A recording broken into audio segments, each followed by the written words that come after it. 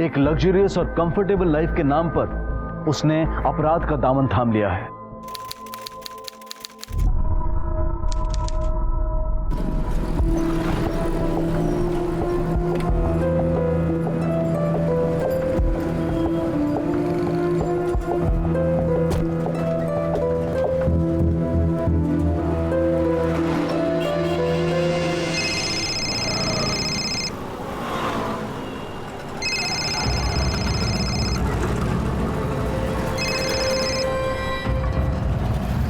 अनिकेत मुझे अभी अभी ऑफिस के बाहर छोड़ के गए हैं।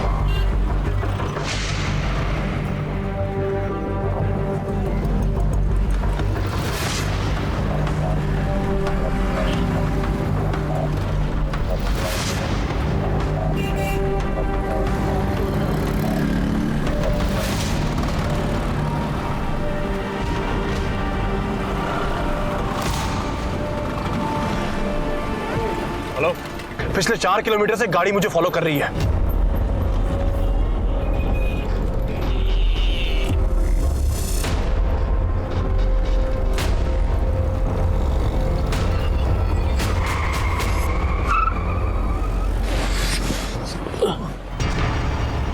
अनिकेत,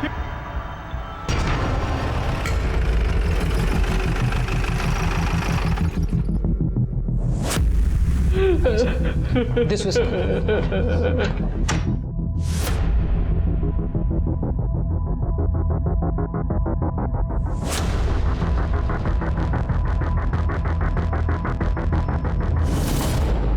सर, विक्टिम को जब यहाँ लाया गया था वो ऑलरेडी डेड था।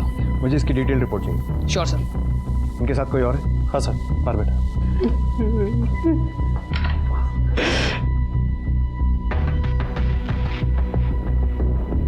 मैं इंस्पेक्टर राजन मलिक। आप इनके साथ थे? जी सर, मैं और अनिकेत दिल्ली जा रहे थे। आपका नाम? सफर मुखर्जी। सर, अनिकेत मेरा बेस्ट फ्रेंड था। आप दोनों दिल्ली क्यों जा रहे थे? सर, मैं और अनिकेत एक नया बिजनेस स्टार्ट करने वाले थे, उसी के लिए ऑफिस स्पेस देखने जा रहे थे। सर, मैंने अनिकेत और उसकी वाइफ अमृता ने अभी लंच किया। उसके बाद हमने अमृता को ऑफिस ड्रॉप किया सर। अनिकेत! कहाँ है अनिकेत? नमन बोलो ना, अनिकेत को क्या हुआ? बोलो, क्या है वो? अनिकेत! अनिकेत! ये अनिकेत की वाइफ है? जी सर। अनिकेत! अनिकेत! उठिए ना! अनिकेत उठिए ना! क्या हो गया आपको? समझ क्या हुआ इनको? अनिकेत! अनिकेत! हमारे बीच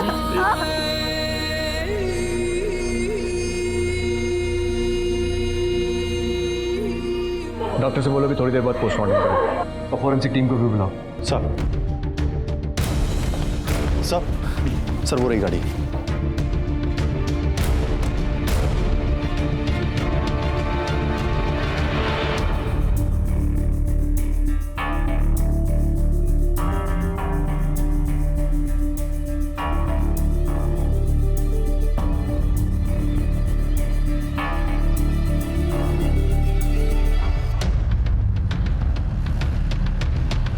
रोको।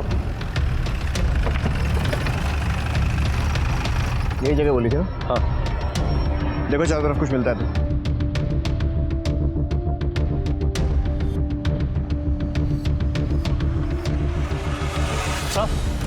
सर ये देखिए, बुलेट।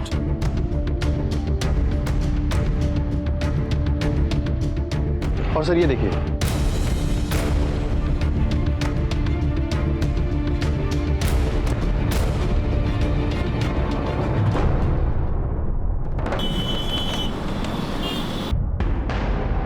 सर अनिकेत की एसयूवी जिस रास्ते से आई थी, मैंने उस पूरे रास्ते की सीसीटीवी फुटेज मंगा ली है। गुड। ऐसा करो, अनिकेत के दोस्त अपन को कल थाने बुलवाओ।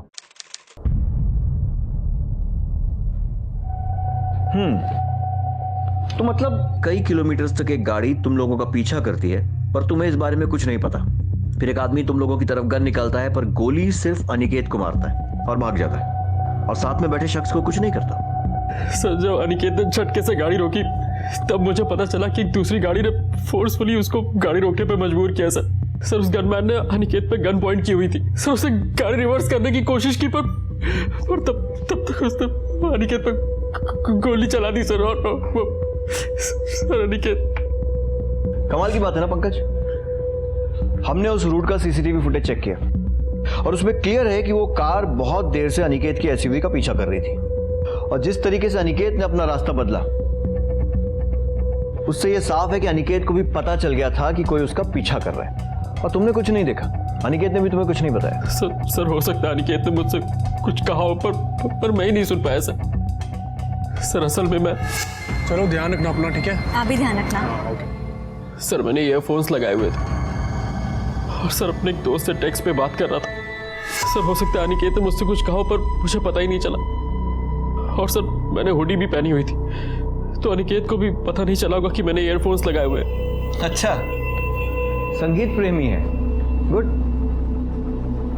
कौन सा गाना सुन रहे थे? सर मेरे फेवरेट सिंगर का लेटेस्ट एल्बम आया हुआ था सर, उसी का गाना सुन रहा था। मोबाइल है? सर क्या हुआ? लेकिन साउंड क्वालिटी चेक करनी है, ज्यादा कुछ नहीं। पता तो चले कि इतना क्या मजा आ रहा था गाना सुनने में कि आसपास ये सब घट गया और आप गाने में डूबे रहे। देखो देखो,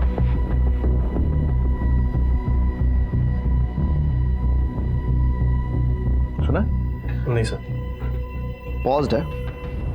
सर मैं सिर्फ इतना जानता हूँ कि अगर उस दिन पब्लिक ने शोर नहीं मचाया होता तो उस गनमैन ने सर वापस से फायर कर दिया होता। तो मतलब तुमने उस आदमी का चेहरा नहीं देखा? सर मैं आपको बता तो चुका हूँ कि उसने अपना चेहरा ढका हुआ था, और सर उसने हुडी भी पहनी हुई थी, जैसे तुमने पहनी थी कल। हाँ सर, पर उसकी हुडी थोड़ी अलग थी। मतलब तुमने ऐसा कुछ भी नोटिस नहीं किया जिससे हमें उस गनमैन को पकड़ने में मदद मिले? सर टैटू, सर उसके राइट हैंड पे एक टैटू बना हुआ था सर। कैसा टैटू? सर एक बड़ा सा टैटू था सर, यहाँ से लेके यहाँ तक सर, ग्रीन रंग का था, डिजाइन बनी हुई थी सर उसमें। हमारे स्केच आर्टिस्ट को बता के बनवा सकते हो? जी सर।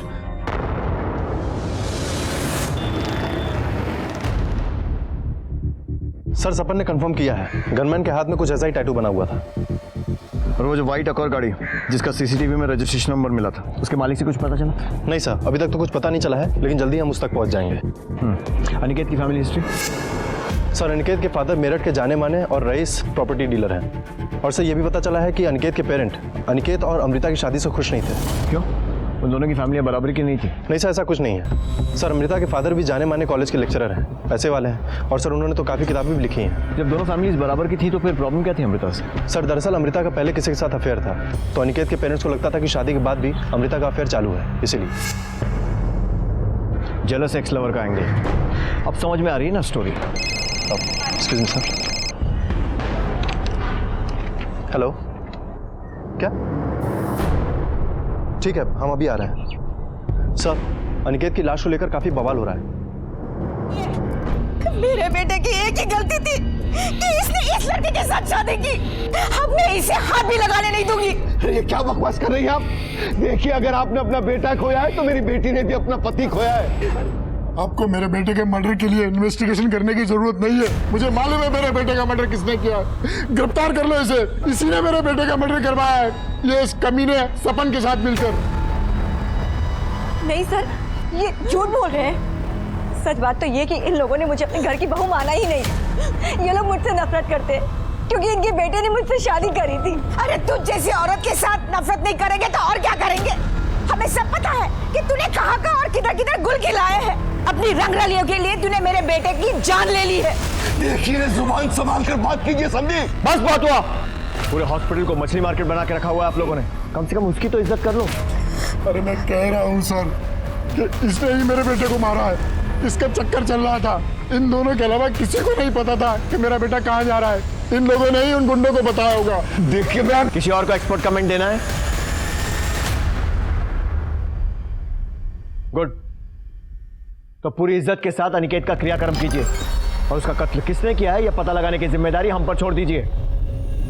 बॉडी लेकर जाओ।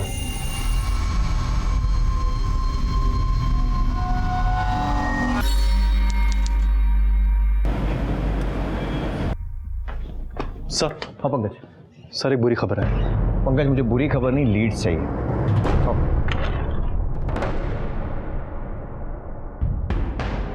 बोलो क्या बुरी खबर है? सर, जो कार अनिकेत के एसयूवी का पीछा कर रही थी उसका रजिस्ट्रेशन नंबर UP 14XX4400 फर्जी है सर। इस नंबर की कोई भी एक और कार रजिस्टर्ड नहीं है सर। वाकई में बुरी खबर है। ऐसा करो, इस नंबर के आसपास के जितने नंबर्स हैं उनकी पूरी सीरीज चेक करो और देखो उनमें से कोई वाइट अकॉर्ड का नंबर है। अंधेरे में तीर चलाने जैसा है, पर क्या पता निशाने पर लग जाए। मैं पता करता हूँ सर। सर वो अमृता ठाकुर है।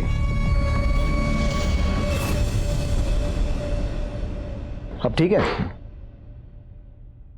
हम सॉरी जिस तरह से आपके सास ससुर ने आप पर इल्जाम लगाया कि आपने सपन के साथ मिलकर अनिकेत का कत्ल करवाया। बड़ी गलत बात है, क्योंकि असल में आपने सपन के साथ नहीं बल्कि अपने बॉयफ्रेंड के साथ मिलकर अनिकेत का कत्ल करवाया। क्या? ये क्या बकवास कर रहे हैं आप मेरे ऊपर ऐसे बेसलेस एलिगेशन कैसे लगा सकते हैं? बेसलेस छी, मतलब आपका कोई बॉयफ्रेंड नहीं है? है नहीं सर, था। मेरा बॉयफ्रेंड था। अनिकेत से पहले मेरी लाइफ में कोई और भी था, पर सर शादी से पहले मेरा उसके साथ ब्रेकअप हो चुका था और अनिकेत से शादी करने के बाद मैं बहुत खुश थी।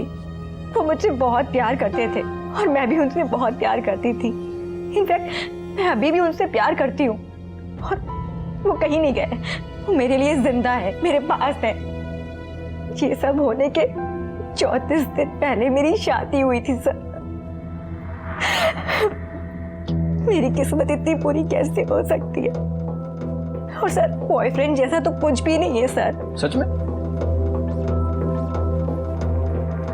अमृता जी, ये मेरे पास कुछ कागज हैं जिन्हें हम CDR कहते हैं, call detail records.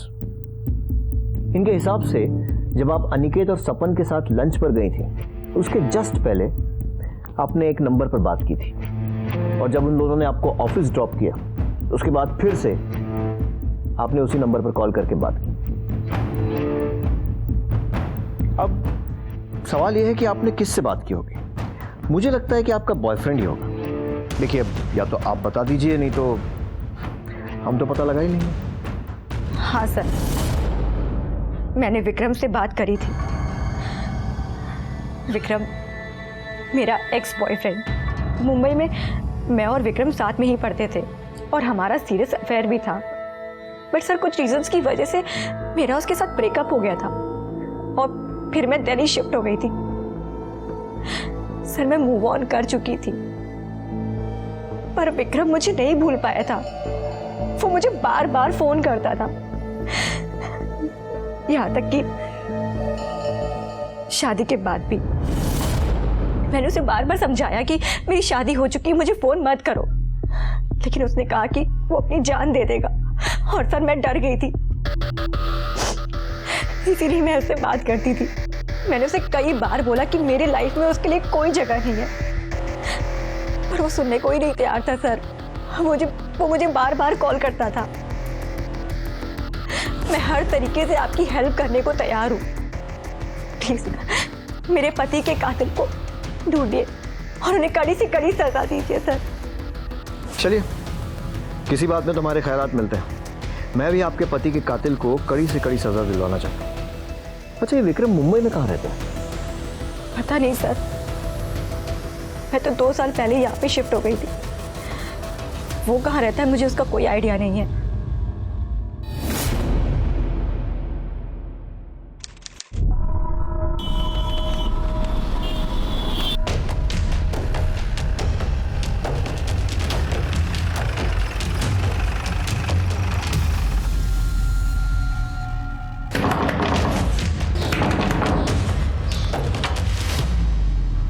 Vikram ji.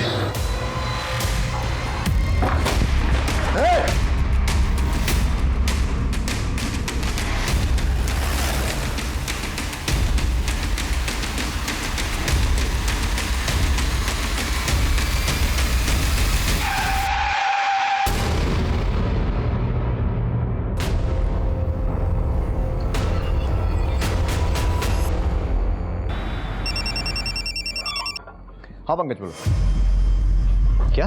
Yes sir, Vikram पिछले 1 हफ्ते से दिल्ली में ही था। मैंने उसे अरेस्ट कर लिया सर। बहुत दौड़ा है साले ने। गुड, लगता है केस जल्दी सॉल्व होने वाला है। लेकर आओ इस विक्रम को। तब तक मैं जरा अमृता मैडम को मीटिंग के लिए बुलाता हूँ। ठीक है सर।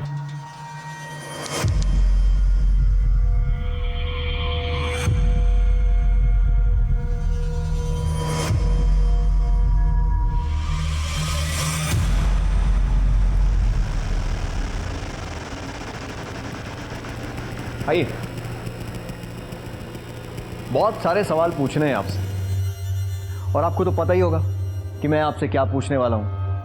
अब मैं आपसे सवाल पूछूंगा, फिर आप इनकार करेंगी, फिर मुझे आपसे सख्ती करनी पड़ेगी, फिर आप डर जाएंगे और फिर सब कुछ बताएंगे। इसमें ना बहुत सारा टाइम वेस्ट होगा हम दोनों। तो बेहतर है कि आप खुद ही मुझे सब कुछ बता दो। क्यों? बैठिए।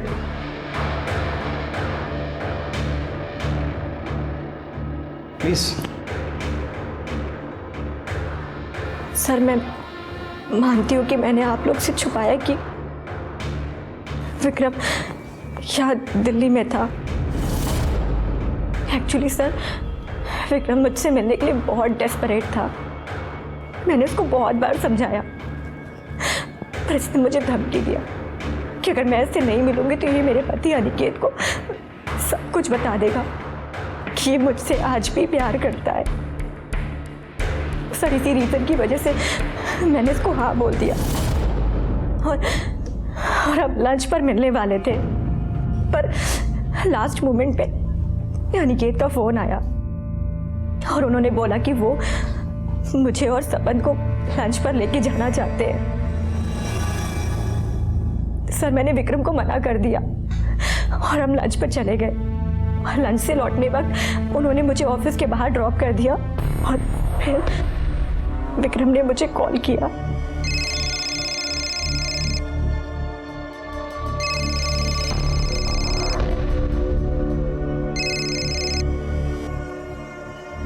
अनिकेत मुझे अभी ऑफिस के बाहर छोड़ के गया।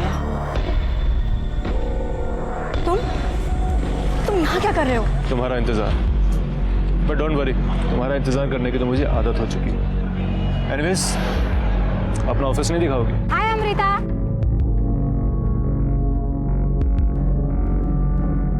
Meet my friend Vikram. Hi Vikram. Hi. Hi Vikram. Hello. मैं तो सोच रहा था कि मुंबई छोड़ के अमृता पता नहीं कहाँ काम कर रही है। कॉफी वॉफी नहीं पिलाओगे? ऑफ कोर्स यार, चलो चलो। तो विक्रम तुम्हारे साथ ऑफिस में था? जी, विक्रम मेरे साथ ही था। जब मुझे फोन आया कि सब लोग अनिकेत को हॉस्पिटल लेकर जा रहे हैं, विक्रम ने मुझसे कहा कि वो भी हॉस्पिटल चलना चाहता है, पर मैंने उसको मना कर दिया सर, बिकॉज आप तो जानते हैं मेरे इन-लॉज वो मेरे पर कैसे कैसे एलिगेशंस लगाते हैं। इसी वजह से मैंने किसी को नहीं बताया कि विक्रम यहाँ दिल्ली में है। पर आई डोंट नो कि ये बात सपन को कैसे पता चल गई। मैंने उसको रिक्वेस्ट किया कि ये बात वो किसी को भी ना बताए। उस वक्त इतनी सारी चीज़ें थी हैंडल करने को, सब कुछ इतना कॉम्प्लिकेटेड होते जा रहा था और मैं नहीं चाहती थी कि कॉम्प्लिकेशंस और बढ़ जाए। तो फिर तुम पुलिस को देखकर भागी क्यों थे? सर, अमृता ने मुझे बताया था कि पुलिस को हमारे ऊपर शक है, तो मैं डर गया था सर। पुलिस को अमृता और विक्रम पर शक था, लेकिन अमृता के ऑफिस में पता करने पर वहां के स्टाफ ने यही बताया कि विक्रम उस दिन उन सब के साथ ऑफिस में ही मौजूद था जब अनिकेत का कत्ल हुआ। पुलिस को लगा था कि वो ये केस जल्दी ही सुलझा लेंगे। पुलिस को एक जरा सी आस नजर आई थी, लेकिन वो भी गलत साबित हुई, और फिर उन्हें उस वाइट गाड़ी का नंबर मिला था जो कि फर्जी था। यहां तक कि उसके आसपास की सीरीज के सभी नंबर खंगालने के बाद भी उनके हाथ सही नंबर नहीं आ रहा था। इंस्पेक्टर मलिक के कहने पर बाकी की टीम ने एनसीआर रीजन के रिकॉर्ड्स चेक करने शुरू किए और सीसीटीवी फुटेज और सपन के बयान के आधार पर पुलिस ने उस हत्यारे का हुलिया मीडिया में जारी किया, जिसमें खास तौर पर उस हत्यारे के टैटू को दिखाया गया। और पुलिस ने हत्यारे की सूचना देने वाले को 5 लाख का इनाम देने का इश्तिहार भी निकलवाया। उन्हें उम्मीद थी कि इस तरह से जल्द ही कोई ना कोई उनके सामने जरूर आएगा, लेकिन जो उनके सामने आया वो एक बड़ी साजिश की तरफ इशारा कर रहा था। सर, हाँ पंकज, सर एक इन्फॉर्मेशन मिली है। कोई 5 लाख का इनाम क्लेम करने आया है क्या? नहीं सर, अनिकेत के कॉल रिकॉर्ड से कुछ मिला है। सर ये देखिए, अनिकेत ने आखिरी कॉल अपने फूफा जी ललित चौधरी को किया था, और सर ये ललित चौधरी उस दिन मॉर्ग में भी था। हाँ तो हो सकता है ऐसे ही कॉल किया हो। इसमें अलग क्या है? अलग है सर ये ललित और अनिकेत के पिता श्याम पहले बिजनेस पार्टनर्स थे। बाद में इन दोनों फैमिली में कट्टर दुश्मनी हो गई पिछले कई सालों से। और सर र्यूमर्स है कि इस ललित के बेटे अखिलेश ने एक धमकी दी थी कि वो पूरी ठाकुर फैमिली को खत्म कर देगा। चलो जरा इन फूफा जी से भी मिलते हैं, इनके कॉल रिकॉर्ड्स भी निकलवाओ, पता करें इन फूफा जी की नाराजगी का कारण।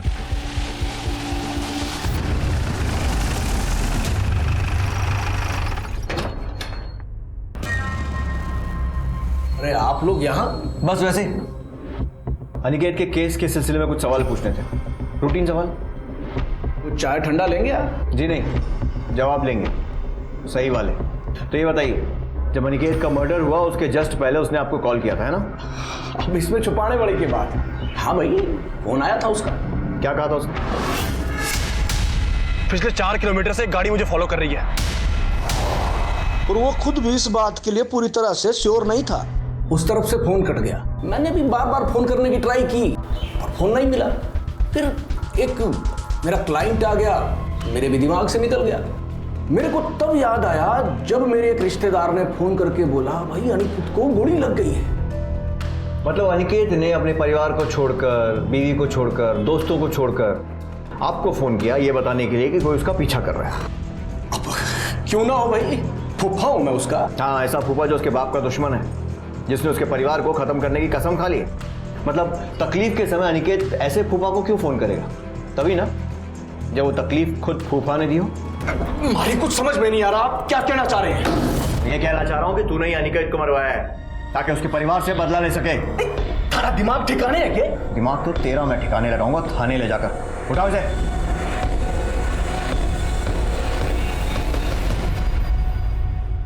बहुत गलती कर रहे हैं। ये देख, ये नंबर जिस पर पिछले महीने तूने 2 बार बात की थी, किसका है? हजारों फोन करता हूं, अब किस किस को याद रखूंगा? मैं याद दिलाता हूं। बिरजू नाम है उसका, सुपारी लेता लोगों को मारने की। याद आया? हाँ, वो बिरजू को फोन किया था अनिकेत की सुपारी देने के लिए। अब क्या करता मैं? अनिकेत ने मेरे को धमकी दी थी कि पूरे परिवार को मार डालूंगा। मेरे को तो बड़ा गुस्सा आ रहा था, पागल हो गया था मैं। जैसे ही मारा गुस्सा शांत हुआ, मैंने मन बदल लिया। मन नहीं बदला है तो अपनी बात बदल रहा है। तू नहीं मरवाया ना अनिकेत को? नहीं सर, मैं सच कह रहा हूं। आप बिरजू को पूछ लो। अनिकेत को भी ऐसा ही गुस्सा आ रहा था, वो भी यही समझ रहा था कि मैंने गुंडे भेजे हैं। तभी तो गुस्से में उसने मेरे को फोन किया था। पिछले 4 किलोमीटर से एक गाड़ी मुझे फॉलो कर रही है। ये बकवास बंद कर अनिकेत, हैं? अरे मैं बोल रहा हूं ना, मैंने कोई आदमी ना भेजे हैं। मेरे पीछे गुंडे सिर्फ तू ही भेज सकता है, लेकिन एक बात याद रख, तुझे मारे बिना मैं मरूंगा नहीं, समझा? तू अपने इन पचड़ों में ना मारे को मत डाल। और वैसे भी तूने और तारे बाप ने जो है बड़े लोगों का उल्लू काटा है, तो उनमें से ही कोई होगा। अब भुगतो। तुझे तो मैं बाद में देखता हूं। उसके बाद अनिकेत का कोई फोन नहीं आया। जब तक हमारी इंक्वायरी पूरी नहीं हो जाती ना, शहर छोड़कर मत जाइयो। सर हमने काफी नंबर से मैच कराया, लेकिन एक कार का नंबर ऐसा मिला जो उस नंबर से काफी करीब है। और सर इस व्हाइट अकॉर्ड कार का नंबर है UP 14XX 4300, ना कि 4400। हो सकता है उन लोगों ने 300 का 400 कर दिया। Yes sir. और सर ये कार गाजियाबाद के रहने वाले किसी महेश त्रिपाठी के नाम पे रजिस्टर्ड है। महेश त्रिपाठी?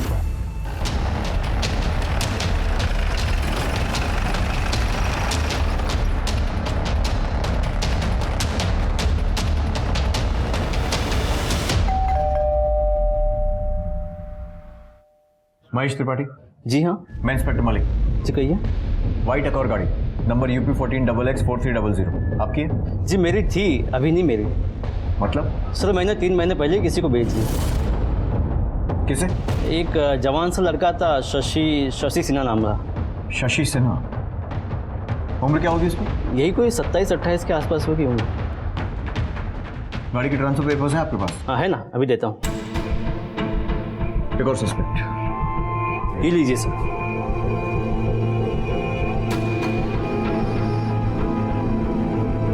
ये क्या है?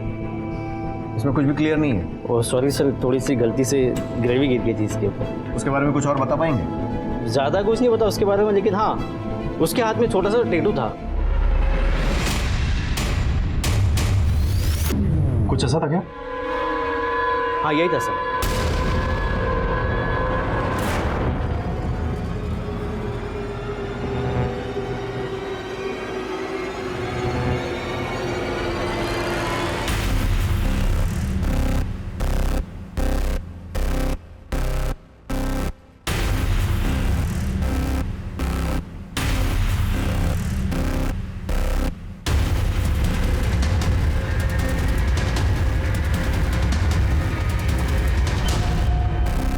मैंने बोला था ना तेरे को। अरे हाँ यार, मुझे लगा था यहाँ कोई नहीं रहता है।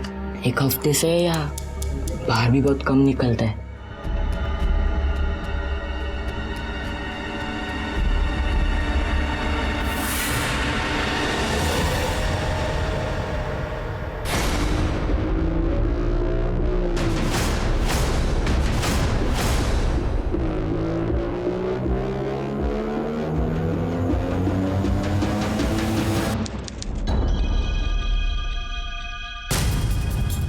सर मर्डर के एक दिन बाद से ही शशि ने अपना फ़ोन स्विच ऑफ कर दिया है और अभी तक ऑन नहीं किया है सर। इसके घर तो किसी को नहीं भेजा ना अब तक? नहीं सर, अभी तक तो नहीं, लेकिन उसके आस पड़ोस में हमने इसके बारे में पूछताछ की है। सर इसके घर पे सिर्फ इसकी माँ रहती है और उसको खबर नहीं है कि हमारी नज़र उसके ऊपर है। फोन बंद करने से पहले शशि ने आखिरी कॉल किसको किया था?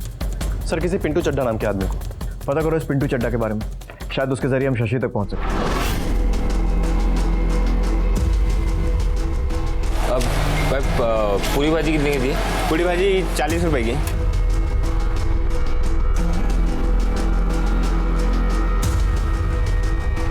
अब समोसे 10 रुपए का एक देना।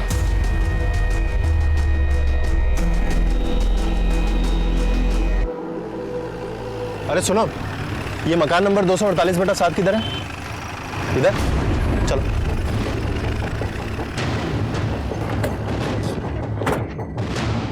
इस बार कोई गड़बड़ नहीं होनी चाहिए। ये पिंटू चड्ढा मुझे हर हालत में चाहिए। हो सकता है यही हमें शशि तक पहुंचाए। घर के पीछे वाले रास्ते पर भी नजर रखो, कहीं भागने की कोशिश न करें। सर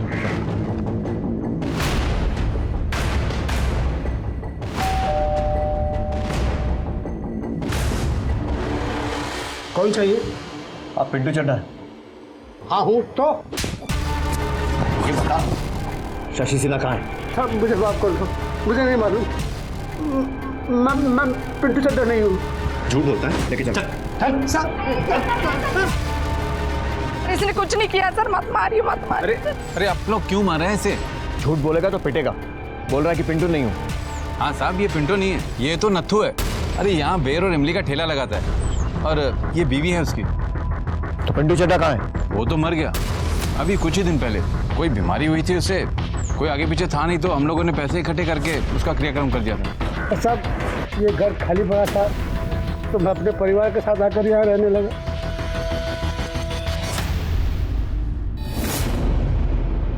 पुलिस को लगा था कि वो पिंटू के जरिए शशि सिन्हा तक पहुंच जाएंगे, लेकिन पिंटू की मौत के साथ वो उस आखिरी कड़ी को भी खो चुके थे। इस केस के दौरान पुलिस के सामने पहलू तो कई आए थे, लेकिन सभी गलत साबित हुए। लेकिन पुलिस शशि सिन्हा तक पहुंचने में कोई गलती नहीं करना चाहती थी, इसलिए इंस्पेक्टर मलिक ने मृत पिंटू चड्ढा के बारे में और पता करना शुरू किया। उन्हें पक्का यकीन था कि पिंटू चड्ढा के तार कहीं ना कहीं शशि से जरूर जुड़े थे। और वहीं दूसरी तरफ पुलिस 24 घंटे शशि की मां पर नजर रखे हुए थी।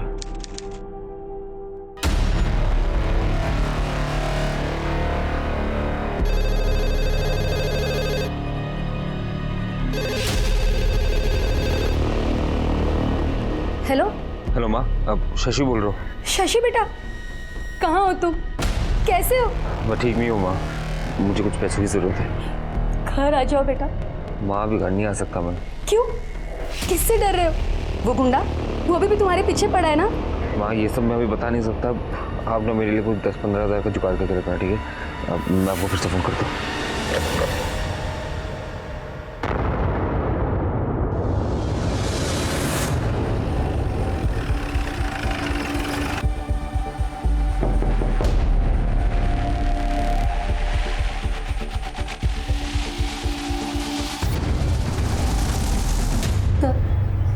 हमारा शशि जब बहुत छोटा था ना, तभी उसके पापा गुजर गए थे। उसके बाद भी वो बहुत मेहनत करता था, पढ़ाई में बहुत होशियार था।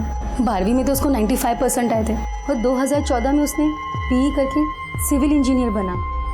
पर सर उसे नौकरी नहीं करनी थी, उसे बहुत कम समय में बहुत सारा पैसा कमाना था, इसलिए रियल एस्टेट एजेंट बना वो।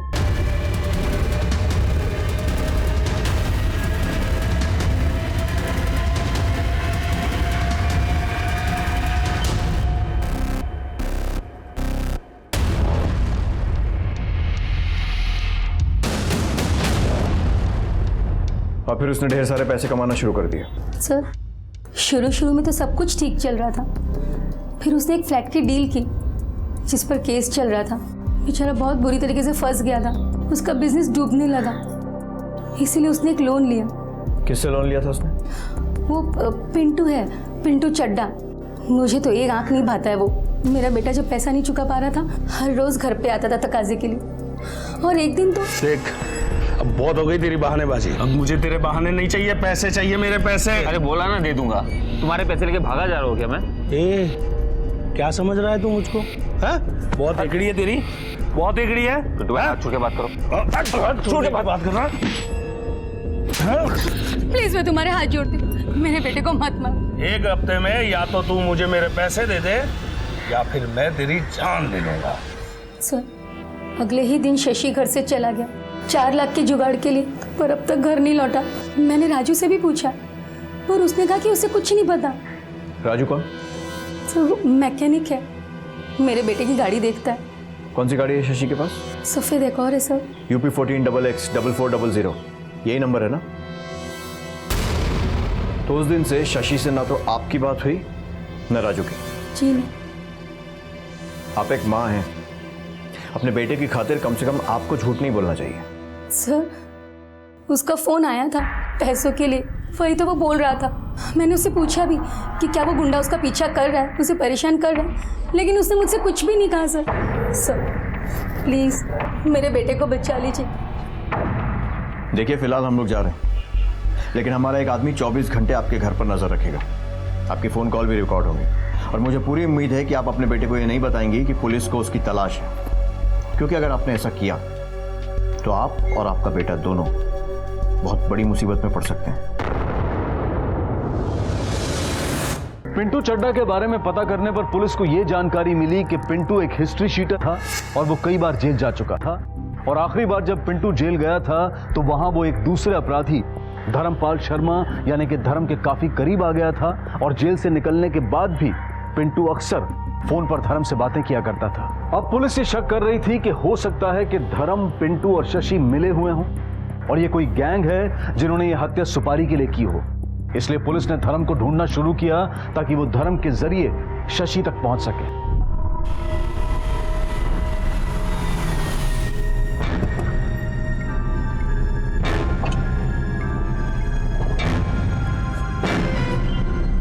जाओ ऐश कर। क्या बात है धर्म पाजी, आप तो सच में धर्मात्मा बन गए। 100 का नोट दे दिए। अरे हम तो पैदाइशी धर्मात्मा है।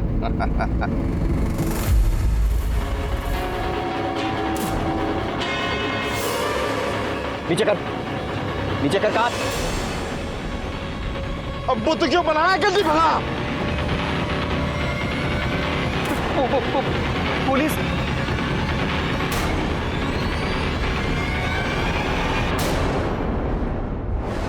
भाई लोग लाख बातें बना लें, ठुल्ला मामू बोल लें, पर पुलिस ना मुजरिमों तक पहुंच ही जाती है।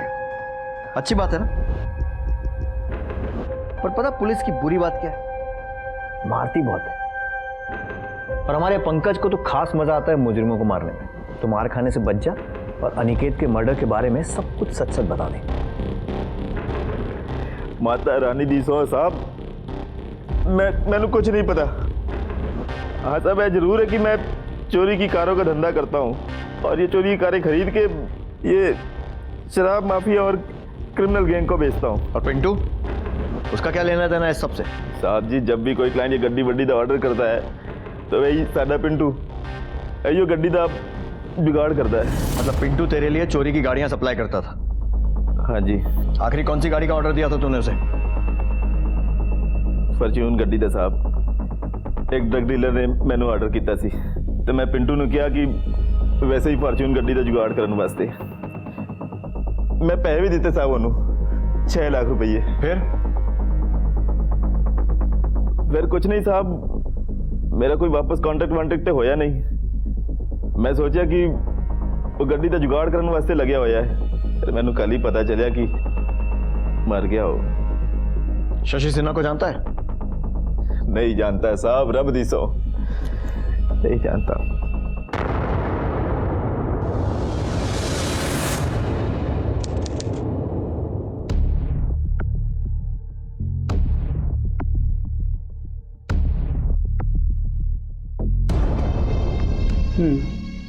ठीक है, हम इसे निकाल सकते हैं।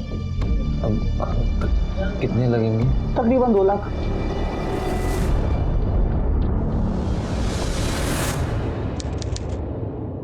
सर हमें शशि कॉल रिकॉर्ड से राजू मैकेनिक का नंबर मिल गया है। हमने शशि की मां से कंफर्म भी करा लिया है सर, और राजू के नंबर को सर्विलांस पे भी डाल दिया है। जैसे ही शशि राजू को फोन करेगा हमें पता चल जाएगा सर। गुड।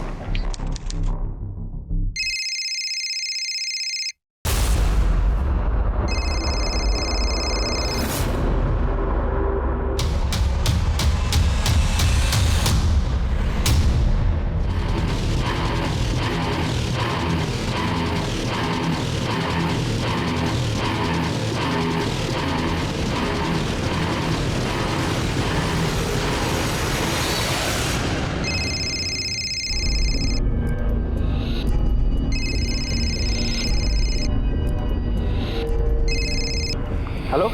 हाँ हेलो राजू, शशि बोल रहा हूँ। शशि, अरे कैसा है तू? मैं ठीक हूँ, तू कैसा है? अरे मेरी छोड़, तू अपनी बता ना, तू कैसा है? अरे राजू बहुत बुरी तरह फंस गया हो यार। अब मुझे मेरी गाड़ी बेचनी है, 2 लाख से ऊपर कुछ भी चलेगा। अच्छा ठीक है, तू घबरा मत, तू ना गाड़ी लेके सीधा मेरे पास आ जा। हाँ ठीक है, चल बाय।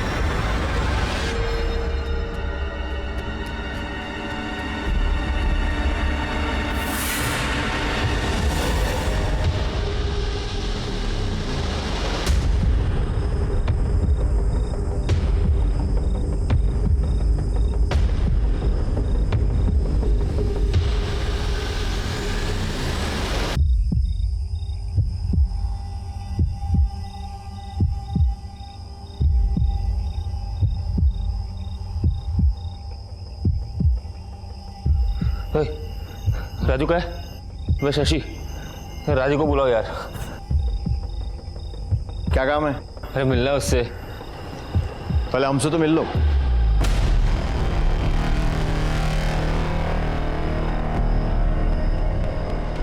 लेके चलो इसे।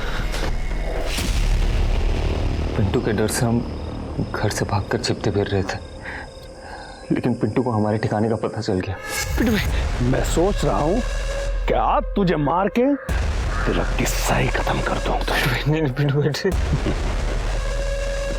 लेकिन नहीं, मुझे लगता है कि तुझे एक चांस देना चाहिए। तुझ पे तरस आ रहा है मुझे, तो चल देता हूँ। तू मेरे लिए एक फॉर्च्यून एसयूवी कार लेकर आ जा, तो मैं ना तेरे 4 लाख रुपए और उसका सूद सब माफ कर दूंगा।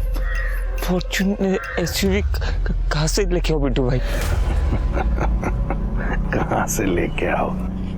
अरे चोरी कर ले। मुझे उसकी उधारी चुकानी थी और मेरे पास कोई चारा नहीं था, और मैं और राजू मैकेनिक उस दिन नोएडा में व्हाइट फॉर्च्यून एसयूवी ढूंढने निकल गए। हमें 1-2 एसयूवी मिली, पर वो व्हाइट नहीं थी।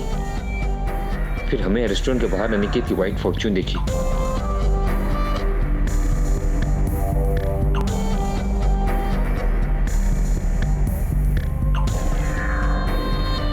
ये देख एकदम नया माल है। हाँ ये चलेगा यार, क्या करें?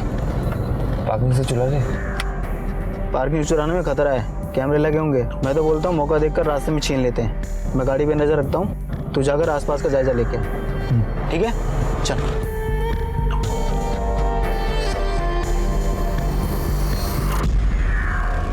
तो तू सही मौके की तलाश में बैठा था कि उसे मार कर एसयूवी चुरा ले? नहीं सर, हम उसे मारना नहीं चाहते थे सर।